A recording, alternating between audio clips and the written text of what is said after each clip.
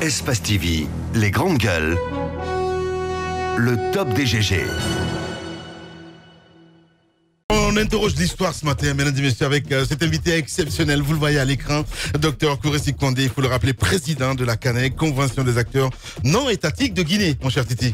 Bonjour à vous, Dr Kouressi Kondé. Oui, merci de répondre à notre invitation. Merci. Pour commencer, forcément, avant d'en venir à l'actualité, on va se replonger dans l'histoire. Dans un premier temps, on va évoquer l'opération de déguerpissement sous Comté au quartier Kapororaï. C'est un sujet qui revient, qui est d'actualité à cause du fait que l'actuel gouvernement a décidé à nouveau d'engager une nouvelle opération de déguerpissement dans ce quartier. Alors, il y a une polémique qui est née il y a quelques jours suite à des accusations qui ont été portées contre votre personne. Vous étiez ministre de la Sécurité à l'époque. Des accusations portées contre vous par l'actuel ministre de l'Hôtellerie et du Tourisme, M. Thierno Ousmane Diallo, qui était à l'époque chef de quartier. Comment vous réagissez à ces accusations? Eh bien, je voudrais vous remercier d'abord de cette invitation et profiter de l'occasion pour vous féliciter des performances. Je suis venu ici en 2009. Lorsque je suis arrivé en Guinée en février 2009, j'étais parmi les premiers invités ici. Ouais. Et j'apprécie aujourd'hui la ténacité, l'esprit d'équipe et puis les performances que vous réalisez. Moi, je pense que sur le plan des médias, comme sur le plan politique, le plan de la société civile et des entreprises, il y a une nouvelle génération qui s'annonce, une nouvelle génération dirigeante qui s'annonce. Et je voulais saluer ça, premièrement. Merci.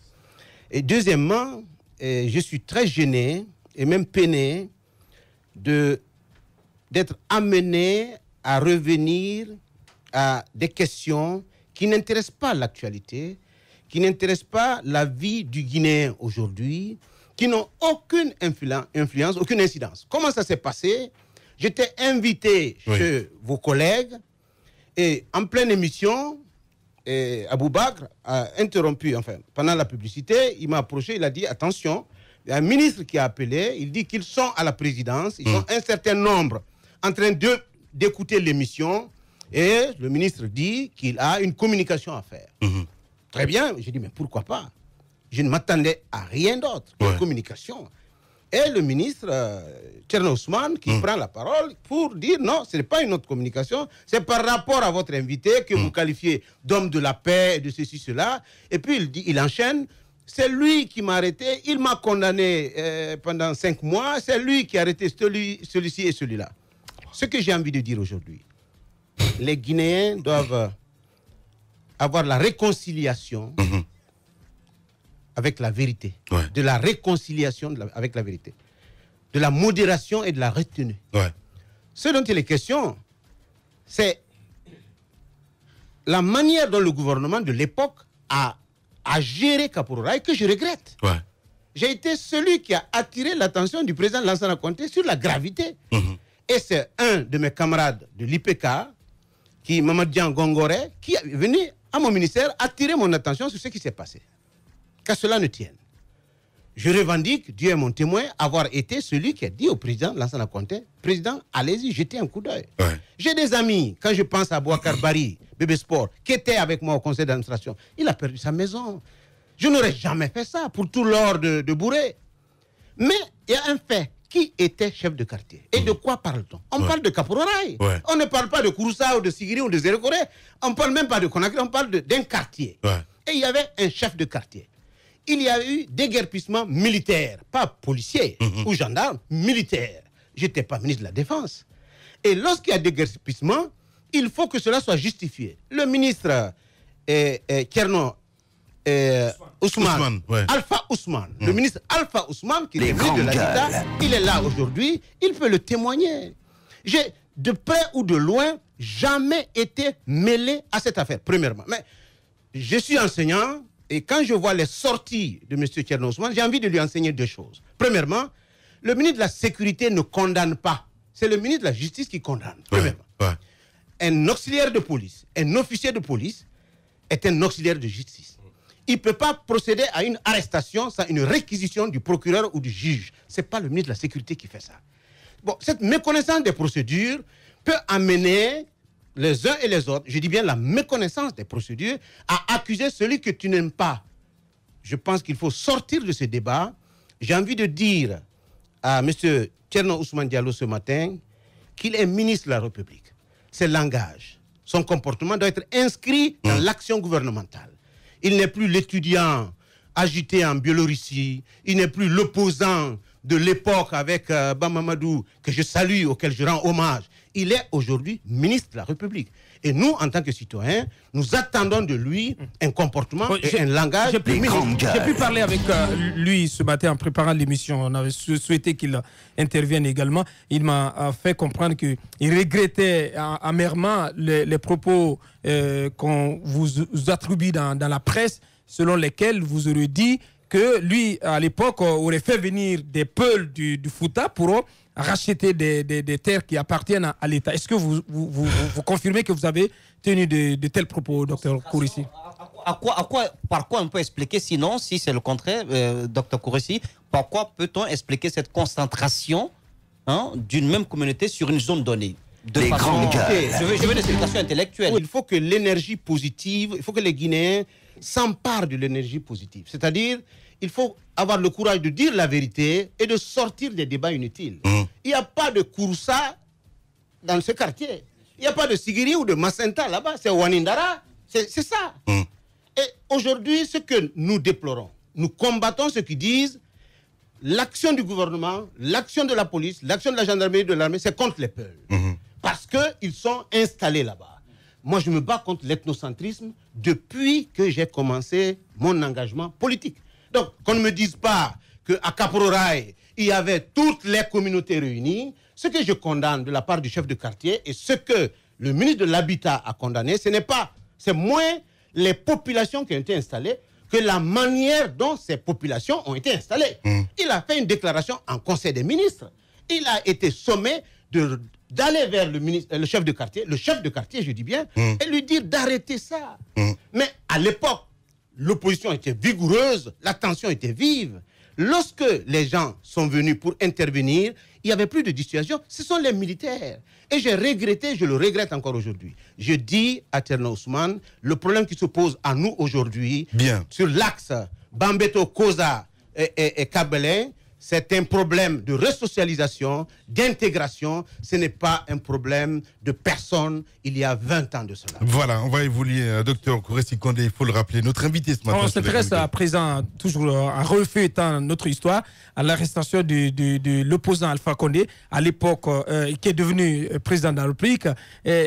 Beaucoup de choses ont été entendues sur cette arrestation. Et il se raconte que vous auriez, et apparemment c'est ce qui serait la version à laquelle croirait le professeur Alpha Condé en personne, que vous auriez été le principal artisan de l'arrestation de l'opposant d'alors.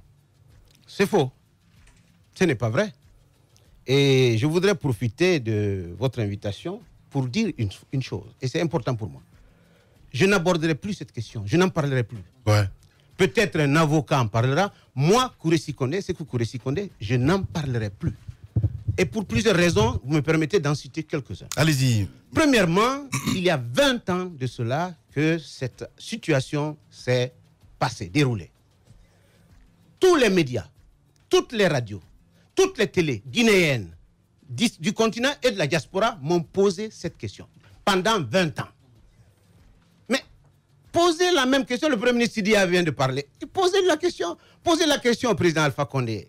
Le président de la Cour suprême, le président Sima, un homme respecté, distingué. Posez-lui la question. Le Premier ministre Kassori Fofana, le ministre d'État Kirdi Bangoura, M. Ba Ousmane, mais tous les acteurs que vous fréquentez, que vous visitez par jour, pendant les 20 années à venir, je vous prie, peut-être que je ne serai plus parmi vous, pendant 20 ans, je n'en sais rien.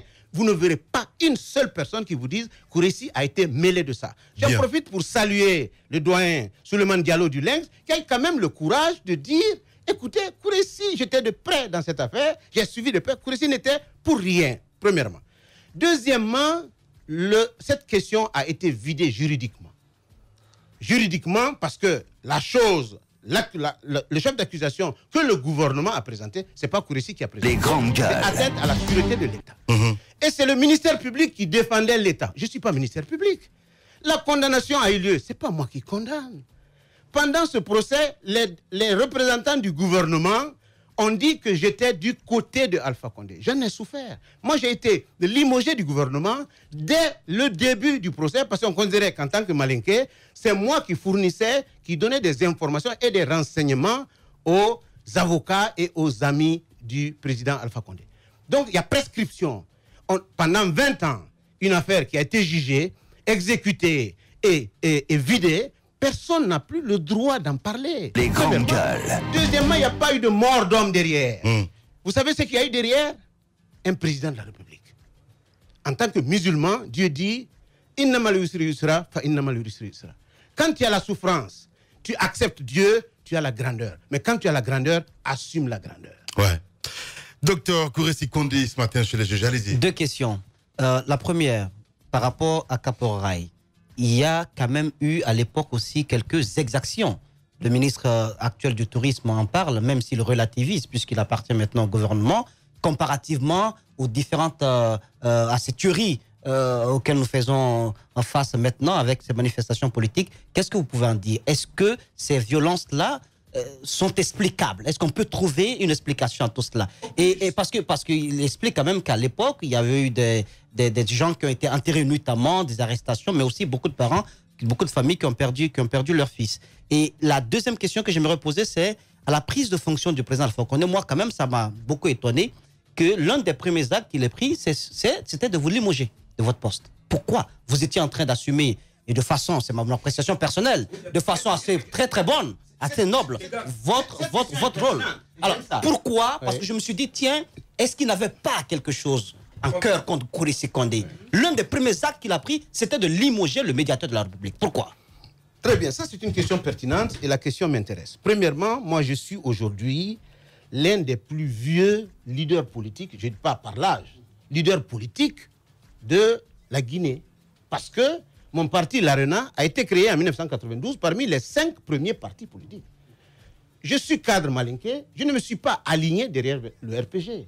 J'ai été la bête noire, l'homme à battre du RPG pendant longtemps.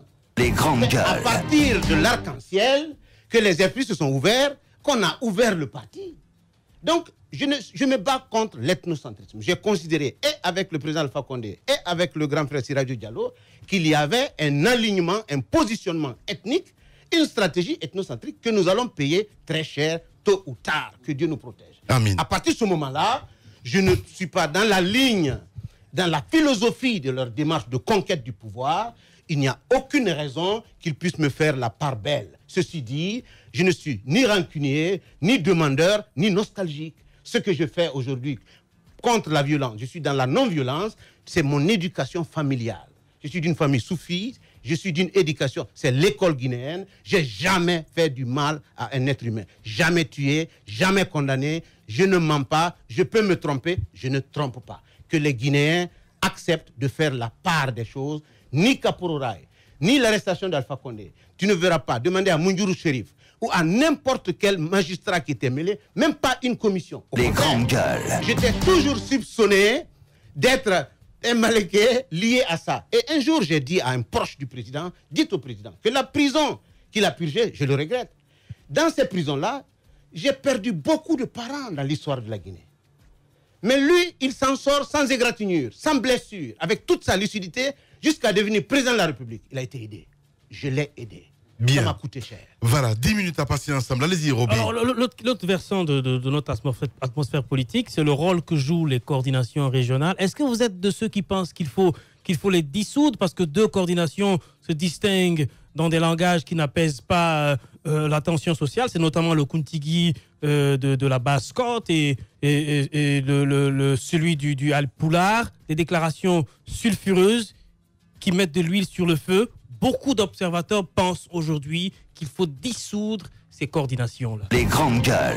Je considère, en tant que facilitateur, que la réalité sociale est une force sociale. On ne peut pas se passer de la réalité sociale. Ouais. Ces coordinations, que je les aime ou que je ne les aime pas, ils mobilisent, ils accumulent. Ils sont aussi politiques que les partis politiques. Pour un homme de dialogue et de paix, tu es obligé de réunir tous les éléments constitutifs de la force sociale pour aller vers la paix, rétablir le dialogue. Même si elles nuisent à la paix, même si les déclarations ne sont pas de nature à apaiser les tensions, ne sortent-elles pas de leur rôle? Je ne commente pas les commentaires. Je vais dans les théâtres de conflits. Je prends des risques à d'autres niveaux. Le peu de risques que je prends chez moi, c'est d'éviter l'exclusion, d'aller vers les autres. Ce qui se passe aujourd'hui sur l'axe Bambeto-Koza, dites ce que vous voulez, mais du point de vue de l'observateur, il y a une communauté, il y a une ethnie, il y a une langue qui se sent visée. Et nous, en tant que citoyens, notre devoir, c'est de leur dire non. Ce n'est pas une ethnie, c'est pénal. La responsabilité pénale, elle est individuelle, elle n'est pas collective. Et il appartient à l'État d'engager des poursuites ciblées et nous permettre de connaître mais qui est derrière quoi. S'il y a l'amalgame et la confusion, naturellement, les gens diront c'est ciblé contre une communauté. Bien. Allez-y, Tamba. Alors, deux questions. La première, je voudrais bien que l'on aille aux origines de ces coordinations-là. Vous qui avez suivi un peu ce cheminement de la vie politique guinéenne, comment en est-on arrivé à ces coordinations et quels objectifs est-ce qu'elles visaient au départ? Les grandes gueules. Ces coordinations se sont corrompues. Je voudrais bien savoir comment est-ce qu'on en est arrivé là. L'autre question, c'est celle de Moussa Moïse qui n'a pas été répondue. La violence sur l'axe, la violence dans une commune spécifique de la Guinée, ça se démarque de toutes les autres communes du pays, c'est bien Ratoma. Pas de justifier. Je ne voudrais pas que l'on aille dans la justification, mais dans la compréhension. Vous qui observez le tissu social guinéen, comment est-ce qu'on peut expliquer cette violence-là et aussi, surtout, comment est-ce qu'elle tend à se politiser? Écoutez, distingué Tamba Zakari, je vais vous dire deux choses. Il y a une culture de la manifestation dans cette zone. Encore une fois, ce que les uns et les autres ne veulent pas entendre, c'est la mauvaise gestion de l'affaire Kapororaï qui a amené l'éclatement de ces populations dans ces différentes zones. Il n'y a pas d'école Afrikof là-bas. Il n'y a pas d'école, il n'y a pas de dispensaire, il n'y a pas de route. C'est un enclavement, c'est une sorte de ghetto. Il faut sortir de là. La violence dont il est question est partie de l'origine de la situation. Nous le regrettons tous. Mais faisons attention, la militarisation de la zone n'est pas une démonstration de force, c'est une démonstration de faiblesse. C'est-à-dire qu'on a utilisé tous les moyens, ça n'a pas marché. Maintenant, on doit utiliser le moyen qu'il fallait éviter contre la déviance et la démarcation des jeunes qui ne sont pas allés à l'école. Et tous les partis politiques, sans distinction, ont contribué à la formation de ces jeunes-là aujourd'hui. Et voilà ce que je regrette. Mais je dis une seule chose au président de la République. Qu'il me donne 3 mois. 3 mois, en une semaine, on peut garantir la baisse de la courbe de la violence, rétablir le dialogue, et en 3 mois, on s'en sort si les acteurs concernés acceptent le dialogue et l'analyse approfondie de la question. L'autre question aujourd'hui, c'est que... Les coordinations, écoutez, c'est au temps du journal Lansana Conté qu'on a lancé l'idée de coordination. Mais les coordinations se sont politisées rapidement et foncièrement politisées avec de quel besoin est-ce qu'on procédait? De quel besoin est-ce qu'on procédait pour lancer les coordinations On n'a que 3 minutes, hein, les gars. Hein. Oui. Allez-y. C'est-à-dire que, vous savez, tout est un problème de leadership. Oui. Le président Lansana Conté, qui était très rural, qui était d'une certaine manière paysan, a pensé que ce serait sage de revenir au mécanisme traditionnel et en impliquant les coordinations. C'était dans le multipartisme. Secondement, dans le multipartisme, les partis politiques les plus puissants à l'époque, le RPG, l'UNR, le PRP, se sont appuyés sur ces coordinations-là pour tenir le langage de rassemblement et de mobilisation. Moi, en tant que leader politique à l'époque, j'ai condamné la démarche. C'est ce qui me vaut aujourd'hui, tout ce qu'on dit de moi, mais je l'assume. Je suis un homme de conviction et j'assume ces convictions. Alors, docteur, quel sera l'avenir politique de docteur Kouressi Kondé à l'horizon de 2020? 2020, c'est déjà une présidentielle extrêmement importante pour la Guinée. L'occasion donnée au peuple de Guinée, normalement, en principe, de connaître une alternance dans notre pays. Est-ce que vous allez rester dans le carcan de la société civile, une société civile qui est quand même, il faut le reconnaître, connaît des crises dans son fonctionnement et dans sa présence sur l'échiquier politique, ou bien il faut s'attendre à un docteur Kouressi Condé qui va revenir en politique. Vous avez rappelé que votre parti politique, l'ARENA, est l'un des plus vieux de l'échiquier politique. Je vous remercie, Aboubacar Diallo. C'est la deuxième annonce. La première, je vous ai dit que je ne parlerai plus de l'affaire Alpha Condé. Pendant les 20 ans à venir, demandez aux cadres guinéens qui aient le courage de témoigner, parce que le socialisme nous a enseigné quelque chose que les Guinéens n'ont pas compris. Quand on a dit « nous sommes égaux », les Guinéens ont pensé que personne ne doit dépasser l'autre. Et ce n'est pas ça l'égalité. Pour revenir à votre question, effectivement, la sortie de Thierno Ousmane, la haine que j'ai vue, et l'évolution de la situation politique aujourd'hui, les 8 années que j'ai passées dans la société civile m'ont amené à comprendre et à me confirmer dans mes convictions que la demande est politique, la réponse doit être politique. Donc, je vais relancer l'ARENA. Il y aura pour la première fois un parti qui va parler de réconciliation, qui va parler de paix, qui va parler de modération.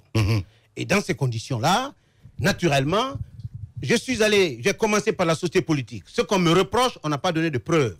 Je suis venu à la société civile, on ne m'a pas amené de preuves. Ce que j'aurais souhaité avec vos collègues de africa-guinée.com qui ont interviewé le ministre Ousmane, j'attendais qu'ils lui disent « Monsieur le ministre, avez-vous enfin des preuves contre le Dr Kouressi Condé ?» Mais non, on l'a aidé à m'insulter et ce n'est pas normal, ce n'est pas galant. ARENA reprendra ses activités et je pense que c'est de cela, c'est de la question politique, la déconstruction de l'espace politique, l'alignement ethnique dans le travail politique que nous avons besoin de résoudre. Donc vous quittez la société civile? Mais bien sûr, lorsqu'on est acteur politique, la CANEC sera dirigée par un collège de dirigeants et ARENA, l'alliance politique que nous constituons, reprendra normalement ses activités. À partir de cet instant, vous avez un leader politique devant vous. Oh, mais on ne peut pas vous laisser partir comme ça sans aborder la question de la grève des enseignants avec le SLEG. Les enseignants continuent à boire de la vinaigre avec le gouvernement. Vous seriez à la place du Premier ministre aujourd'hui. Qu'auriez-vous fait pour décrisper la tension, pour trouver une solution idoine à ce manque d'entente entre le SLEG et le gouvernement, pour que les enfants puissent reprendre les cours? Mon cher Ruby, c'est le président de la République qui est élu.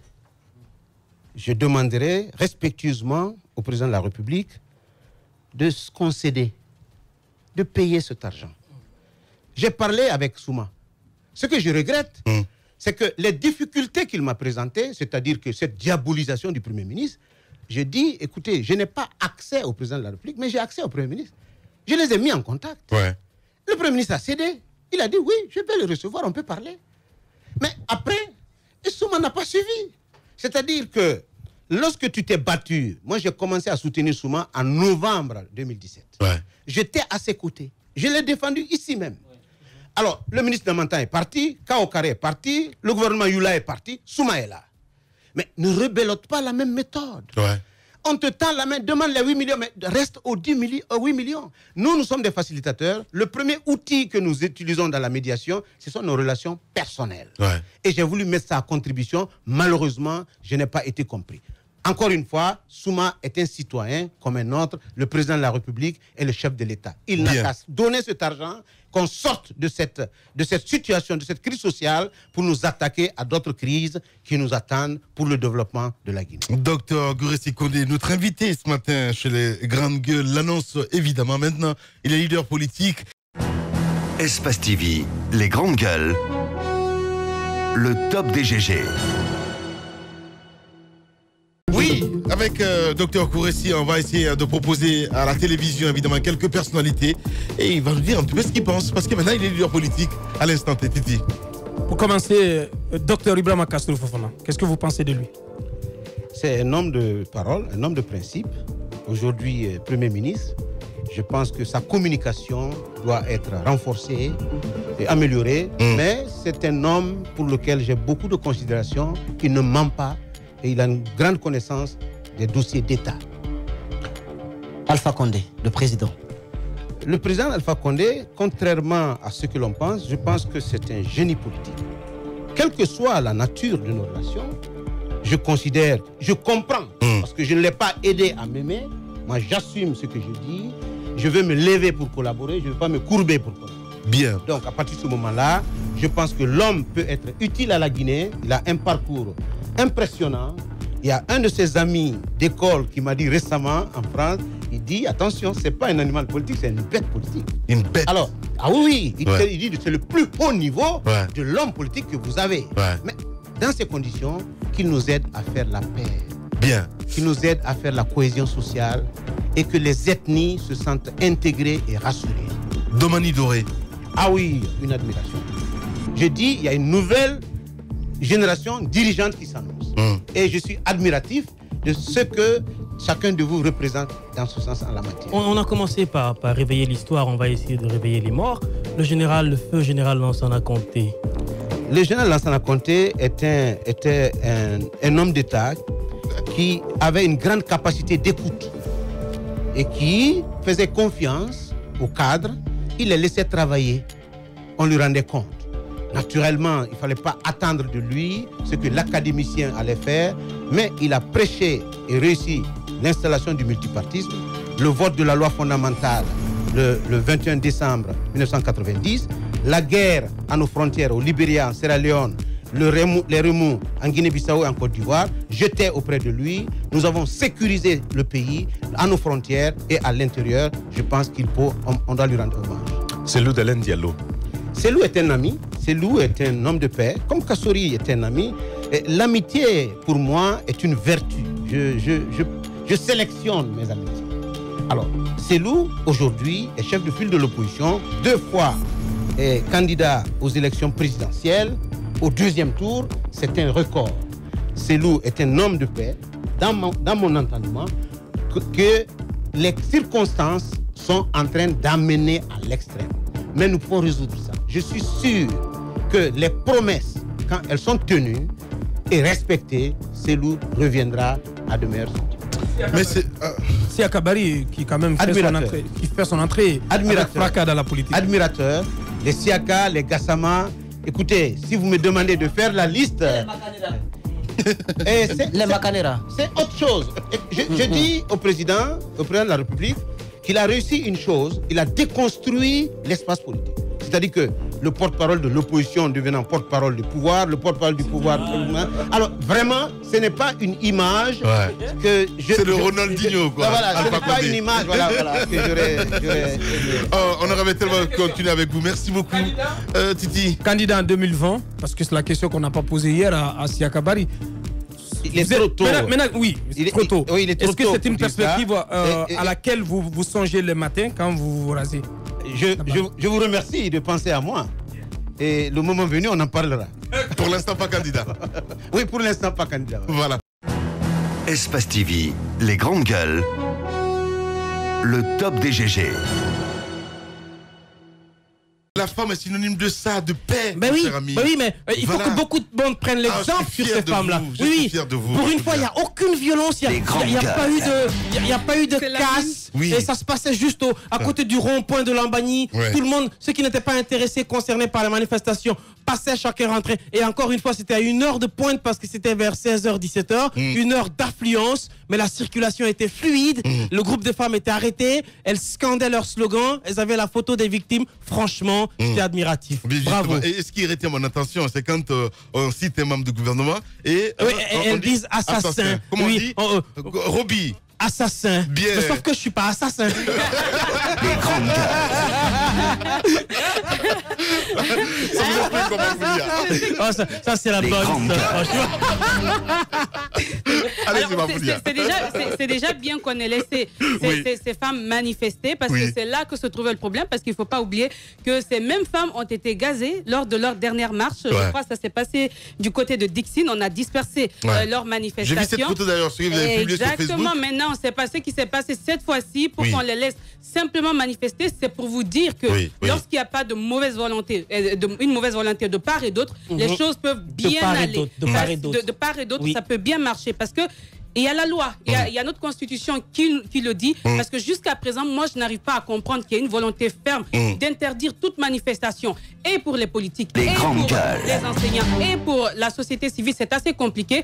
La loi est claire là-dessus. Chaque fois, ils sont revenus sur plusieurs raisons. D'abord, je me rappelle, c'était à cause du pèlerinage. Les pèlerins partaient. Après, c'était à cause, je ne sais pas, de la rentrée, du ramadan. Tellement d'arguments ont été donnés, mais encore une fois, il est clairement dit que lorsque les raisons sont valables, vous avez l'autorisation d'interdire. Mais lorsque ce n'est pas valable, c'est assez compliqué. Il faut dire que jusque-là, tout ce qui a été donné comme raison, c'est un droit constitutionnel. Ça laisse à désirer. C'est important. Donc, du côté des autorités, qu'on sorte un peu de ça, qu'on se mette dans la logique du respect de nos lois. La loi veut que les Guinéens, lorsqu'ils ne se sentent pas d'accord avec quelque chose, qu'ils sortent pour le manifester. Et justement, eux, ils ont l'obligation d'encadrer cette manifestation. Et lorsque c'est fait, c'est vrai, on a déploré. Et c'est avéré. Aujourd'hui, il y a des manifestants du côté, par exemple, de l'opposition qui sont hostiles aux forces de l'ordre. Donc, d'une manière ou d'une autre, ça dégénère. Donc, tout ceci, c'est à organiser parce que la solution, ce n'est pas empêcher les gens d'exercer leur droit. C'est assez compliqué. Il faut qu'on sorte de ça. Carrément, qu'on respecte la loi et qu'on encadre les manifestations. Parce qu'aujourd'hui, n'oubliez pas, l'opposition compte ce comportement des autorités locales comme objectif, l'un des objectifs des multiples manifestations.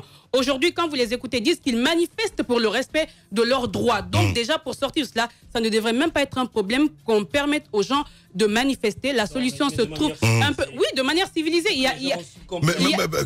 Non, il faut que les gens aussi le comprennent. Je suis d'accord avec manifester, c'est pas s'attaquer au bien de d'autrui. Manifester, c'est pas faire la violence. Oui, mais c'était un bel exemple. Il ne faut pas seulement pointer le doigt accusateur sur les autorités. De part et d'autre, chacun doit être responsable dans ses actes. Et c'est comme ça que je dis, parce qu'aujourd'hui, on a l'impression que la solution chez eux, c'est d'interdire carrément toute manifestation, alors que là, c'est une violation complète de nos lois. Il faut qu'on sorte de cela, qu'on leur permette de manifester et qu'on encadre ces manifestations. Bien, Moussa Moïse, là, forcément. Oui, je trouve qu'elles méritent d'être félicitées, ces femmes. Mais les femmes de l'opposition ont toujours bien manifesté. Elles ont toujours pacifiquement manifesté. C'est clair. Elles n'ont jamais cassé.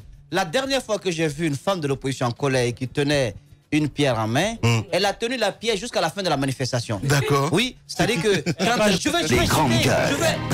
elle a tenu la pierre jusqu'à la fin de la manifestation. C'est-à-dire que derrière, il y a ce sentiment de femme. Je ne sais pas que, excuse-moi. C'est nos mamans. Oui, bien sûr. Elle se dit, c'est quand même l'enfant de quelqu'un qui est en face de moi. Même s'il a ses mobilos et ses boucliers, c'est quand même elle dit d'abord de chair et de os. Elle dit c'est mon fils d'ailleurs. Oui, voilà. Les grandes gueules. C'est mon fils. On ne peut pas quand même lui jeter cette pierre. Donc, ces femmes, je pense qu'elles ont toujours démontré cela. Mais lors de la dernière manifestation, vous savez, la gendarmerie et la police avaient l'habitude, lorsque ces femmes sortaient dans la rue, d'envoyer... Mais Tamba, ce n'est pas des Robocop. Bah oui. Alors, d'envoyer la gendarmerie et la police avaient l'habitude, lorsque ces femmes de l'opposition manifestaient, d'envoyer les Amazones des deux corps. C'est-à-dire des femmes, gendarmes et autres aussi, pour pouvoir véritablement dissuader. Mais elles se... Bon, je ne dis pas qu'elles se caressaient, mais du coup... Mais oui, regardez cette photo sur Espace TV. C'est juste incroyable. Les grandes gueules. Du point de vue que... À tel point que j'en arrivais à des larmes, parce que j'ai vu une gendarme qui parlait à une manifestante qui lui essuyait les larmes. On a compris, on sait, mais calmez-vous, retournez. Les grandes gueules. Elle dit, mais c'est pas bien. Elle dit, oui, c'est vrai, mais vous comprenez. Odien. Donc, je pense... Mais la fois dernière, c'est pas cette méthode, cette belle méthode qui a été utilisée. Ils ont envoyé des hommes à muscles qui ont cassé tout le monde. Honnêtement. C'est pas normal. Moi, je pense que c'est une honte. Des bonnes dames ont été violentées. Vous avez vu, on a vu des photos quand même des femmes qui avaient des hématomes sur tout le corps. C'est pas du tout normal. Je pense que quand ce sont des femmes qui manifestent, le maintien d'ordre doit changer de système. Le maintien d'ordre doit s'adapter. Ça doit Les grandes gueules. Parce qu'elles ont toujours... Non, une foule. Une foule. Non, pas du tout. Non, je suis pas d'accord. Non, il doit s'adapter. Je suis pas d'accord. Du point de vue, par expérience, les manifestations tenues par les hommes et celles tenues par les femmes n'ont pas la même énergie, n'ont pas la même intensité. Voilà, elles sont moins violentes. Les hommes, sont ce plus sont des barbares. Je suis désolé. Je pense qu'il faut donc adopter cela. Merci beaucoup, Moussa Moïse. Allez-y, Tamba. Il faut dire simplement que, à part à part les deux dames du port autonome de Conakry qui nous ont servi le mauvais exemple, l'une qui signe et l'autre qui cachette, à part ces deux dames-là, eh ben, les femmes donnent toujours un bel exemple en matière républicaine. Ce qui s'est passé de ce côté reste à saluer, je reviens pas là-dessus. Je veux seulement faire une observation sur deux choses. Mafoudia a dit tout à l'heure, et malheureusement c'est ce que le gouvernement est en train de nous servir, elle a dit que si la raison est valable, le gouvernement peut interdire une manifestation. La question que je me pose, à quel moment est-ce que la raison peut être valable? Parce que ça reste une question sur laquelle on ne les entend pas souvent, nos gouvernants. Oui. Ils disent pour des raisons, ils sortent leurs raisons qui sont parfois farfelues. Mais sur le fond, à quel moment est-ce qu'on peut dire que ceci est une raison valable, ceci ne l'est pas? Je pense que là-dessus, il y a encore véritablement débat sur l'unité de mesure de ce qui est valable et de ce qui ne l'est pas. Maintenant, j'ai envie de dire que ce qui est arrivé du côté les dames qui manifestaient dernièrement, elles servent un exemple contrario. Ce qu'on a pu observer par les manifestations, je vais dire d'hommes, c'est pas d'hommes en effet, mais chaque fois qu'il y a appel à manifestation de l'opposition, il y a des violences. J'ai envie de dire qu'aux bons manifestants, aux manifestants qui sont militants, qui sont politiques, il y a toujours des brebis galeuses qui viennent s'agripper. Et là, il y a de la violence sur le terrain. Il y a encore quelques jours, je crois que c'était avant-hier, la sœur de l'ancien ministre Marc Yombuno a fait les frais du côté de Bambeto alors qu'elle passait. On s'est attaqué à elle, on l'a détroussée. Et là aussi, ça s'est passé comme ça, sans aucune manifestation. C'était pas une manifestation de l'opposition. Ce sont des jeunes simplement comme ça qui se sont levés et qui s'en sont pris à cette dame. La question que je me pose, qu'est-ce qu'elle a fait, elle, dame Maïmouna Yombuno, pour devoir justement subir ce qui est arrivé? Le besoin de revoir des deux camps. Le camp des forces de l'ordre, où il y a parfois des débordements, et le camp, et Moussa Moïse le soulignait par ailleurs, et le camp des manifestants, où il y a parfois, en tout cas, entre guillemets, infiltration de personnes qui n'ont du tout rien à voir avec les manifestations et qui font n'importe quoi. Bien, allez-y Mafoudia. Alors, ce que je veux dire, c'est qu'aujourd'hui, on est en train quand même d'observer quelque chose qui est en train de changer du côté de l'opposition. On parle de stratégie qu'il faut changer. Les grandes gueules. Par exemple, Fayad Milimono qui... Mais on a tous ça dans ce pays de toutes les façons. Qui projette une grève de la faim. Il est frustré, Fayad Milimono. Ce qu'il ne dit pas à tout le monde, c'est un petit peu la méthode, parce qu'il ne peut pas comprendre que l'opposition manifeste à longueur de temps. En même temps, ils sont à l'Assemblée nationale. Donc, l'autre chose qu'on n'arrive pas à dire, c'est ça, Fayad Milimono. On l'a dit plusieurs fois ici. Il y a 1000 stratégies à faire. Il faudrait que lorsqu'il des Guinéens sont tués, qu'on réfléchisse à quoi d'autre on peut faire pour obtenir ce qu'on veut. Et bien évidemment, cette grève de la faim fait partie, même si aujourd'hui il y a des Guinéens qui restent sceptiques parce qu'on se dit, si c'est le pouvoir là qui va écouter, alors préparez-vous à mourir, c'est assez compliqué, mais toujours est-il qu'il faut encourager parce que ça fait partie des stratégies et on ose croire que ça va porter fruit. Ce sur quoi je veux rapidement intervenir, c'est par rapport à ce qui est en train de se passer sur l'axe. Je ne sais pas si vous suivez les éditions, il y a pas mal de citoyens aujourd'hui qui disent être victimes d'exactions, d'intimidation sur l'axe. Des policiers, des militaires qui viendraient leur retirer de l'argent, les intimider, les frapper, leur retirer ce qu'ils ont. On les a entendus dans les éditions. Il serait important aujourd'hui que les autorités qui les ont mis là se saisissent de ces cas, vérifient si c'est avéré et bien qu'on sanctionne ces personnes parce qu'effectivement, il ne faut pas en rajouter à la frustration déjà qu'il y a. La frustration n'est pas forcément des cas de mort, mais c'est aussi de l'injustice. Lorsque quelque chose t'appartient, quelqu'un vient bonnement te retirer, on dirait qu'on n'est pas dans un état. C'est assez compliqué qu'on fasse qu'il regarde tout ce qui est en train de se passer, qu'on contrôle s'il y a des agents qui se sont effectivement rendus coupables, qu'on puisse les punir et qu'ils servent d'exemple. Ceux qui sont là-bas, c'est pour protéger la population, pas le contraire. J'espère que Dr Faya va limiter sa grève de la faim dans le temps et on le saura parce que face à ce gouvernement-là, je veux dire, s'il continue, j'espère pour lui qu'il aura l'estomac tenace. Parce que il va rester à ne pas manger pendant 2-3 mois. Ça reste à vérifier. Je suis pas sûr que le professeur Alpha Condé puisse écouter l'appel de Faya parce qu'il a arrêté de manger pendant une bonne période. J'espère qu'il va tenir. Donc tu as des doutes, toi? J'ai des doutes que ça continue. J'ai des doutes que ça continue. Mais l'autre versant de la chose, c'est que ce que t'en vas il a des choses à nous dire. Non, mais j'ai des doutes que ça continue parce que regardez comment vraiment chacun est arc-bouté dans sa position. Est-ce que vous pensez que le pouvoir va bouger d'un iota parce que Fayami Limono et son petit groupe de personnes ont décidé de ne pas bouffer? Ça, je crains forcément. Encore une fois, je dis, j'espère qu'ils auront l'estomac tenace. La deuxième chose, c'est peut-être de nous dire, nous allons faire la grève de la faim pendant 1 semaine, 2 semaines. Mais de là, si c'est dire que c'est dans la durée, j'espère que ce sera solide. Hein. Mais l'autre chose, c'est quoi? C'est qu'on parle de recalcitrants, etc. Moi, encore une fois, je veux dire, de ma mémoire, je n'ai pas entendu encore que lors d'une manifestation de femmes en Guinée, il y a eu des cas de mort. C'est pour ça que je voudrais saluer les manifestations des femmes. Et les manifestations des femmes, c'est toujours avec beaucoup d'émotion, ça aboutit toujours à un résultat. Peut-être que l'opposition devrait utiliser plutôt cette stratégie-là, amener les femmes beaucoup plus à des réclamations, puisque ça se passe dans le calme, ça se passe de façon civilisée, et parfois c'est très beau. Oui, c'est très beau de voir les femmes en train de manifester dans la rue, elles chantent, elles crient, il y a des larmes. Moussa Moïse était en train de décrire les scènes, à part les hommes qui viennent parfois montrer les muscles, elles en tout cas, elles ne font pas de violence, c'est très bien. On n'a jamais entendu de mort, il n'y a pas eu de blessés. Je crois qu'il y a eu 2-3 manifestations de groupes de femmes ici. Moi, j'ai jamais en tout cas entendu de casse, de blessés ou de morts. Ouais. C'est ce qu'on salue. C'est ce qu'on salue et c'est ce qu'on veut dans ce pays. Bien. Espace TV, les grandes gueules, le top des GG. On en vient à notre invité, monsieur Moussa Daraba. Bonjour. Bonjour Titi, bonjour à toutes les filles. Bonjour, il est très jeune, il est élégant, il croque l'avenir et il porte ce projet, c'est ce qui en est à sa 2e édition. C'est le 7, dites-moi que je ne me suis pas trompé, le 7 décembre, c'est cela?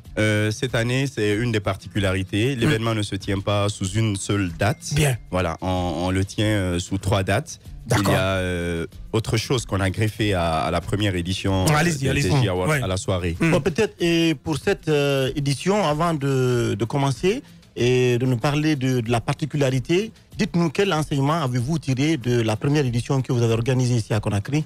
On s'est rendu compte que le besoin de célébration et de mise en valeur de la jeunesse guinéenne existait. Et que les uns et les autres, je parle des jeunes, bien naturellement, avaient besoin d'être mis en lumière. Ils avaient besoin de se rendre compte du rôle prépondérant qu'est le leur au sein de notre pays. On a mis en lumière des gens et il y a eu une forte mobilisation. On savait donc qu'il y avait justement cet espace qui avait sa place en Guinée. Et donc, nous, on a continué. Il fallait le créer. Il fallait le créer parce que ce besoin existait. Nous sommes l'avenir du pays. C'est ce qui se dit souvent, même si moi, je m'oppose à cette perception des choses. Je crois qu'on est le présent et c'est pourquoi, à partir de cet instant, nous, on s'est mis en branle.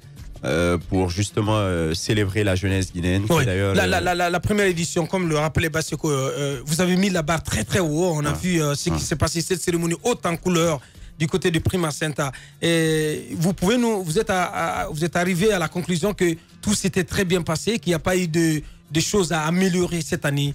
C'est un peu pour reprendre la question des Basseko. C'est une œuvre humaine. On n'a pas la prétention qu'elle soit parfaite. Il y a eu quelques petites imperfections, naturellement, même si le grand public ne l'a pas aperçu. Mais nous, en tant qu'organisateurs, on s'est rendu compte qu'il y a eu quelques petits bobos et on est justement dans la logique de les parfaire cette année. On n'a pas du tout l'intention de dire que cette année, les gens doivent s'attendre au plus que parfait, mais on se bat pour que les Guinéens soient fiers de la jeunesse que nous incarnons. Cette année, la première chose, peut-être la première nouveauté, j'entends parler déjà de la Blue Week. C'est quoi la particularité, c'est quoi la touche de cette année? Qu'est-ce que vous avez ajouté que vous n'avez pas fait l'année dernière? On s'est rendu compte qu'on ne pouvait pas célébrer la jeunesse guinéenne en une seule soirée de quelques 4 heures, de 20h à 23h45. C'était très peu. Donc on savait qu'au-delà de l'aspect célébration, il fallait qu'on crée aussi un espace de partage, un espace d'échange, un espace de réseautage entre jeunes. Parce que très souvent, il y a beaucoup de forats qui se font, mais souvent, ce sont des experts qui viennent nous parler. Pourtant, entre nous, jeunes, on se comprend mieux et il y a plus de fluidité lorsque c'est entre nous que nous discutons, nous échangeons, nous sommes beaucoup plus conscients de nos problèmes. Et donc, on a voulu stimuler cette année, au compte de la Blue Week, la faculté à la jeunesse guinéenne de proposer des solutions aux propres difficultés auxquelles elle est confrontée quotidiennement. Donc, c'est pourquoi on a mis en place ce qu'on a appelé la Blue Week. La Blue Guinée, blue, ça veut dire bleu parce que c'est une couleur qui incarne un tout petit peu la vivacité, le dynamisme. Voilà. Et ce sont des vertus que nous, on a envie que la jeunesse guinéenne s'impose. et qu'elles se collent. Donc c'est pourquoi on a dit Blue Week, semaine de la jeunesse, et ça va se faire en 3 dates. Le forum J-Model qui se fera le mercredi 5 décembre, on l'ouvrira sous le thème jeunesse et migration irrégulière, comment sortir de l'impasse.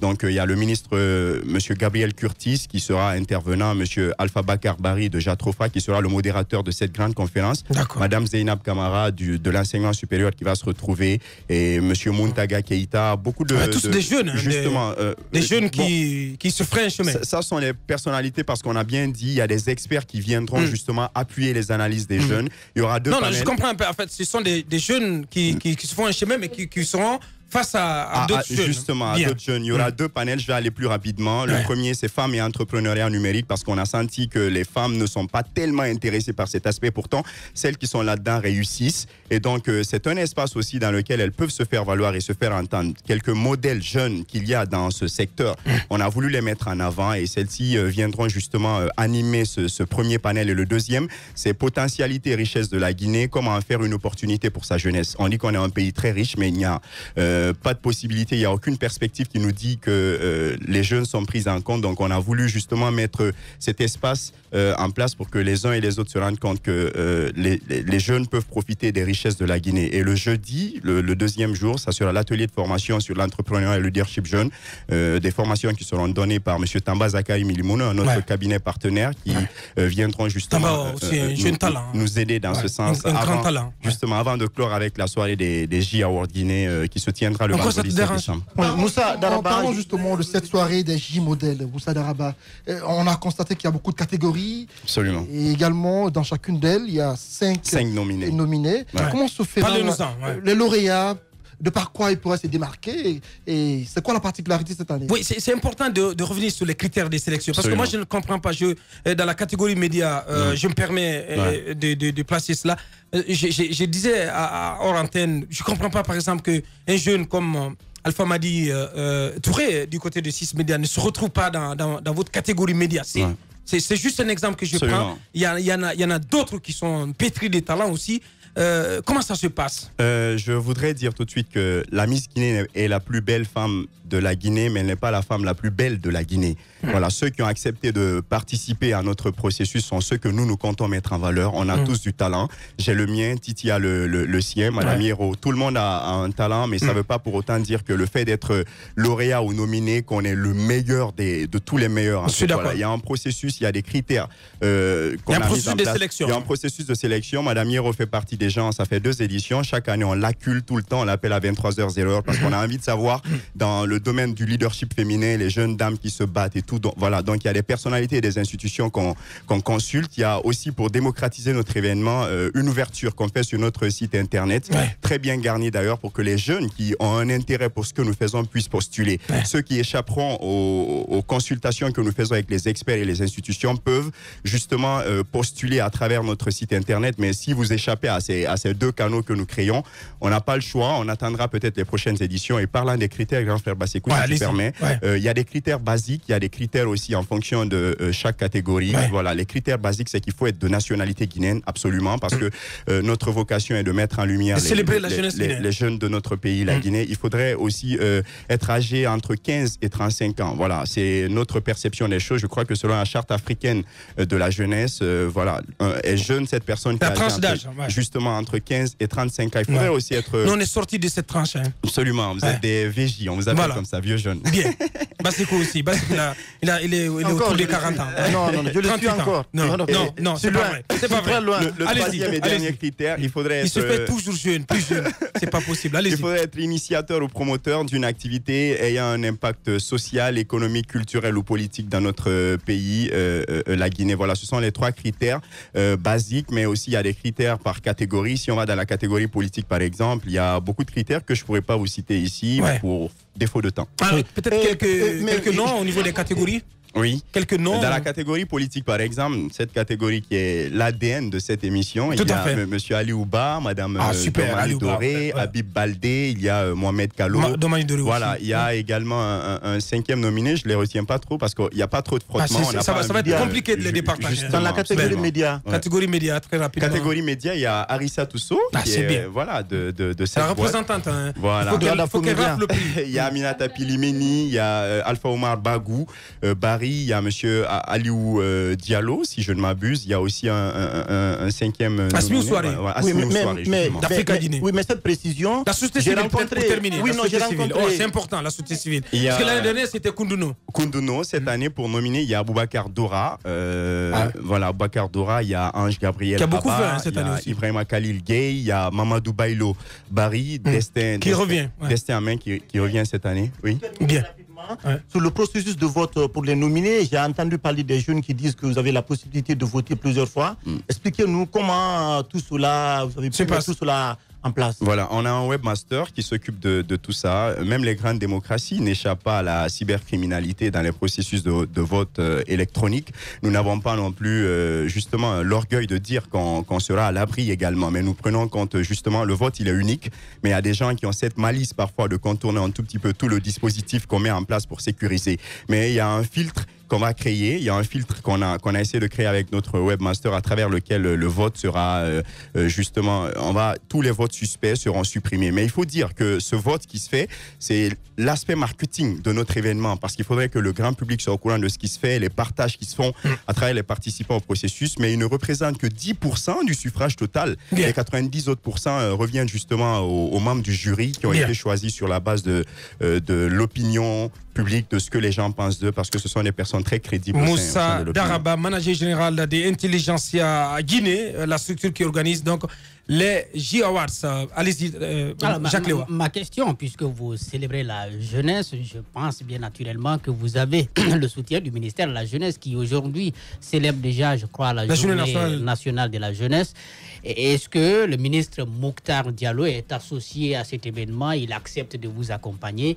Et comment ça va? Globalement, le soutien de l'État. Et dites-nous, parce qu'il ne reste plus qu'une minute avec vous, comment vous arrivez à financer toute cette opération? C'est une grosse logistique. On a vu ce qui a été mis en place l'année dernière à Prima Centa. Comment vous vous en sortez? Est-ce que vous bénéficiez de l'accompagnement de l'État et de quelques bonnes volontés? On a des bonnes volontés qui nous accompagnent, mais notre premier sponsor est notre bonne volonté à nous. Nous, on veut être des leaders pour que les gens puissent nous croire. Il faudrait que nous soyons en mesure de croire en ce que nous faisons. Mais au-delà, tout ce qu'on fait, ça demande forcément des financements. Il y a des personnalités qui ont bien voulu nous accompagner. Madame Zeynab Kamara, Monsieur KPC à travers son groupe Gicopress, la Banque islamique de Guinée, la Sobragi. Mais au niveau du ministère de la Jeunesse, il faut être sincère, on n'a pas eu de soutien financier, mais le ministre Mokhtar, il est avec nous. Il a accepté de signer 150 satisfecits. Les gens qui seront formés lors du forum, et ça demande quand même beaucoup de...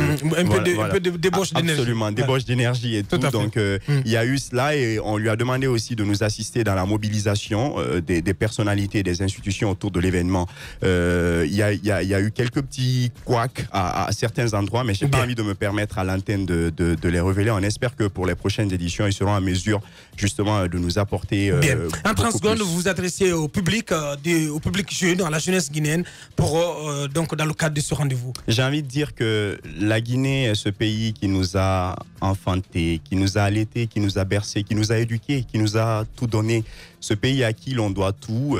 Vous n'avez pas besoin du talent justement de Jackie Chan pour être acteur du développement de votre pays. La Guinée nous appartient à nous tous. Il est donc du rôle de tout un chacun de l'aimer, de lui rendre ce qu'elle nous a offert. Voilà. Donc on est les jeunes de ce pays.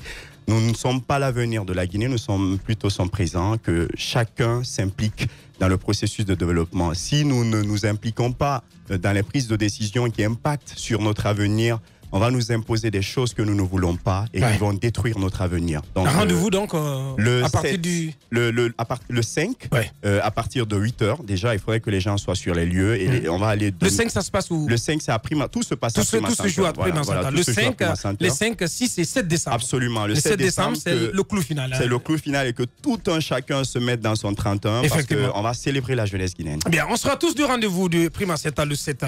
C'était Moussa Daraba de Intelligentsia Guinée qui organise J-Awards. Espace TV, les grandes gueules, le top des GG. Oumar Bari, bonjour. Bonjour Abouakar, bonjour à toute l'équipe. Oumar Bari, vous organisez. Ça me fait bizarre. Ça me fait bizarre de me trouver avec Oumar Bari. Lui en tant qu'invité, quoi. Ça me fait très bizarre. Donc, il faut s'attendre quelquefois. La 4e édition de la foire artisanale de l'Abbé. Aujourd'hui, à cette date, dites-nous, vous êtes à quel niveau dans les préparatifs? Est-ce que tout est calé? Est-ce que tout est calé, tout est prêt pour nous recevoir à l'Abbé? Oui, parce qu'on y sera le jeudi. À J-6, on est déjà à 95% de toutes les activités à mettre en place avant le jour J. D'accord. Donc c'est pour dire déjà que laissez-moi vous dire que tout a été fait en moins de 15 jours. Ouais. 15 jours. Ça n'a pas été facile. Ça n'a pas été facile parce qu'au début, on a eu quelques petits soucis par rapport à l'occupation du site habituel. Il fallait revenir jusqu'à Conakry. Hein. Oui, parce que ça relève un peu de l'agence de navigation aérienne. Donc il fallait revenir à Conakry pour avoir une autorisation d'occupation du site. Mais heureusement, tout s'est bien passé. Donc en 15 jours, pratiquement, les ouvriers se sont mis à la tâche, donc les artisans et autres, pour pouvoir d'abord faire la clôture de délimitation, la construction des stands et tout, et le podium. Parce que vous savez bien que nous, d'habitude, on utilise toujours un podium artisanal. Un podium donc, avec des menuisiers, on essaie de construire tout. Et aujourd'hui, on est à 95%. On se dit les 5 jours qui nous restent là, on peut encore remettre tout en place. Moi, j'ai vécu la deuxième édition. Hein, deuxième. Ouais, la deuxième, je crois. C'était quand même intéressant, Oumar Bari. Est-ce que vous allez ramener tout le dispositif? Comment ça va se passer? Quelle est la particularité de cette année? Ce qui est très encourageant dedans, c'est lorsque les curieux arrivent, ils vous disent ah ben tiens, cette année encore c'est mieux que l'année dernière. Ça encourage lorsqu'on est sur un projet. C'est pour dire un peu qu'au niveau des travaux, tout a été mis en place pour encore émerveiller le public. Parce que l'objectif pour nous, au-delà un peu de cette activité artisanale, c'est le public qui vient. Parce que s'il y a des artisans, il n'y a pas de visiteurs, il n'y a pas d'acheteurs et tout, ils ne sont pas séduits, pour nous, on n'aurait pas abouti. Donc, de ce côté-là, on a mis les bouchées doubles pour permettre de satisfaire mieux nos invités et les différents artisans qui arrivent. Bien. On a écouté déjà un reportage, on dirait que les choses ont déjà commencé là-bas parce que ce matin, j'écoutais la radio. Il y a de l'engouement. Il y a déjà des jeunes conducteurs de taxi-moto, des femmes restauratrices, des gens déjà qui commencent à gagner un peu plus qu'ils ne gagnaient avant au niveau de la foire. Comment vous vous y êtes pris pour amener vraiment cet engouement-là? En plus, quand on parle de foire artisanale, toute une économie. Hein. Toute une économie. Quand on parle de foire artisanale, on pense à plusieurs choses. L'artisanat guinéen, qu'est-ce qu'on peut retrouver? Qu'est-ce qu'on peut retrouver à la foire de l'Abbé? Ce qui est très encourageant, ce dont vous parlez, ce sont les activités annexes qui n'ont rien à voir avec la foire elle-même qui se déroule. Parce que la foire, elle ouvre les portes le 6 décembre prochain. Mais déjà, c'est toutes les personnes qui sont autour, qui habitent autour de ce site-là, qui ont compris que lorsque la foire a lieu, je peux développer mon activité autour. Donc, c'est en ce moment, vous retrouvez ces femmes vendeuses de différentes alimentations. C'est en ce moment, vous retrouvez des jeunes conducteurs de taxi-moto, comme celui qui est passé dans le reportage, qui a indiqué qu'il fait le taxi-moto, mais il a retrouvé qu'en venant déjà menuisier de profession, en venant exercer son métier de menuisier, la rémunération qu'il gagnait par jour, il a retrouvé qu'elle était encore plus intéressante que lorsqu'il roulait sur sa moto par rapport à sa recette journalière. Bien, le programme de cette année, c'est quoi le contenu de la 4e édition? Brièvement. Comme toujours, on a l'exposition vente, on a les visites touristiques, parce que vous savez, l'Abbé, c'est une région également qui regorge une potentialité énorme au niveau des sites touristiques. Donc, on a encore mis cela en avant avec des agences de guides touristiques qui vont essayer de faire découvrir la région. L'objectif pour nous, au-delà de regrouper les artisans, c'est de permettre à ce que cette ville, l'Abbé, soit encore une autre attraction pour le public guinéen. On est à l'Abbé, mais moi, personnellement, j'ai passé près de 13 ans à l'Abbé. Il y a des lieux à l'Abbé, des sites touristiques que je n'ai pas visités. Donc je me dis, voilà une belle occasion à remettre ces sites touristiques en place pour permettre au public de venir. Mais au-delà de ça encore, ce sont les concerts. Parce que vous savez, les concerts. J'ai vu quelques noms dans la presse. Lama Sidibé, c'est garanti. Lama Sidibé, d'ailleurs, c'est lui qui ouvre le bal le 6 décembre. Également, Degji Forcery, qu'on a également dans la danse, Keilake, le groupe Nyamakala et tant d'autres qu'on a qui vont pouvoir être là. C'est Nima Lomou qui va pouvoir en plus faire la fête de Noël avec nous du côté de l'Abbé. Ça encore pour nous. Et probablement Takana pour le bouquet final. Takana pour clôturer. Probablement, voilà, bien dit. On est en train de voir tout cela. Donc l'objectif pour nous, franchement, c'est d'attirer encore les projecteurs de l'État, de nos gouvernants sur ce secteur. Vous avez justement fait de parler de l'État. Et qu'en est-il de son soutien et de la mobilisation des autorités autour de cette activité? Le premier soutien qu'on a d'abord, c'est l'accompagnement des autorités locales. La mairie, la préfecture, le gouvernorat qui s'impliquent pour que cette activité, parce que partout où on part pour parler d'une autorisation, on nous dit si les autorités locales ne trouvent pas objection à la chose. Mais je sais que le gouverneur Sadou, par exemple, il est un grand soutien de cette activité. Hier, il était même sur le terrain avec nous pour voir un peu l'avancée des travaux. Donc c'est pour dire qu'au-delà de ça, on a ce soutien moral. Mais encore une fois, on tend toujours la main par rapport à cette activité parce qu'il faut le renoter. Le budget, il ne reste que 30 secondes. Le budget est énorme. Comment vous avez fait c'est compliqué, je sais que vous avez peut-être passé des nuits blanches. C'est assez compliqué. Il faut noter, chaque année, on est sur le même process. On a toujours des personnes de confiance, on a toujours des personnes de bonne volonté qui nous accompagnent, qui essaient de dire, bon, allez, tiens, je ne vous donne pas l'espèce, je ne vous donne pas le matériel, mais je peux vous avancer sur le matériel. Lorsqu'à la fin, vous réussissez à faire des recettes, vous nous remboursez le matériel. Voilà un peu comment on arrive à pouvoir développer toute cette activité. Donc rendez-vous le jeudi prochain. Le jeudi 6 décembre. Placé sous le patronage du gouvernement guinéen, forcément, et sous l'égide du ministère en charge de l'artisanat. Bien. Espace TV, les grandes gueules, le top des GG. Merci de nous avoir suivis tout au long de la semaine. Merci à vous qui nous avez écoutés aussi à l'international sur notre site internet. Merci à l'équipe de réalisation Amadou Sow, mais aussi à Mamoudou Kondé, Nala et Sidibé du côté de la télé, Awal et toute l'équipe de cadrage qui nous a accompagnés aussi. Merci à vous. On remet tout ça lundi avec le turbo. Portez-vous bien, au revoir.